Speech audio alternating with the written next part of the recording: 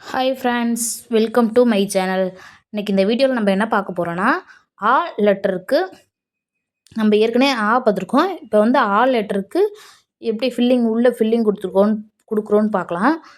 First ஆ லெட்டருக்கு வந்து chain stitch மட்டும் போட்டு நம்ம கம்ப்ளீட் பண்ணோம். இப்போ ஆக்கு வந்து செயின் ஸ்டிச்சும் உள்ள ஃபில்லிங்கும் கொடுத்துருக்கோம். ஃபில்லிங் எப்படி கொடுக்குறோன்னு பார்க்கலாம்.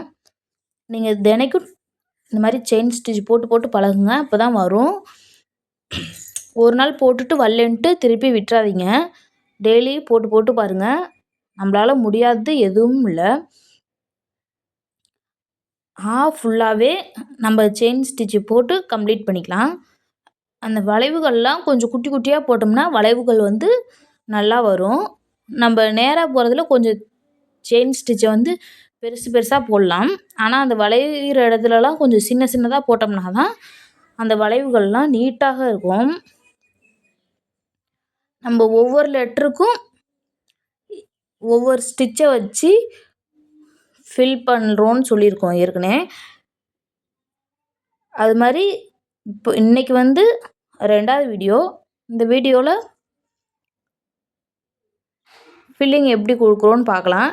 ஃபஸ்ட்டு ஆக்கு வந்து செயின் ஸ்டிச்சு போட்டு ஃபுல்லாக கம்ப்ளீட் பண்ணிக்கணும்.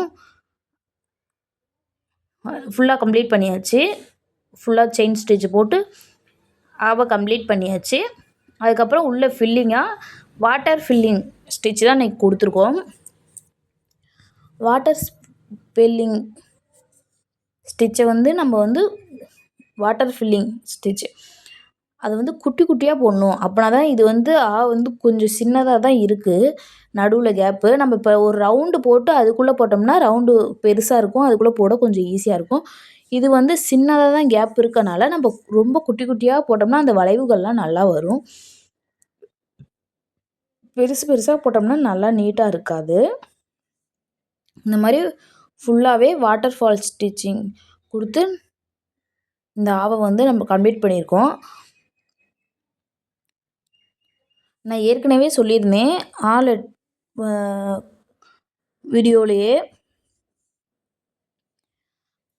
லெட்டர்லேயும் பேர் இருக்கவங்க கமெண்ட் பண்ணுங்கள்.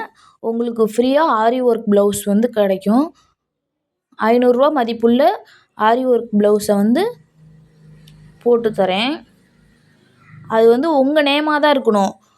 பொதுவாக ரேண்டமாக ஒரு ஆலேருந்து ஒரு பேரும் நீங்கள் வந்து கமெண்ட் பண்ணக்கூடாது. இந்த எழுத்தில் ஏதாவது ஒரு எழுத்தில் பேர் இருந்தால் கூட ஓகே தான்.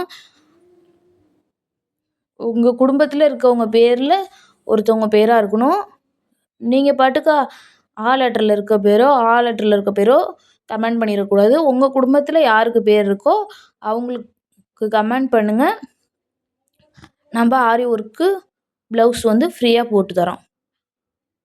Thank you friends.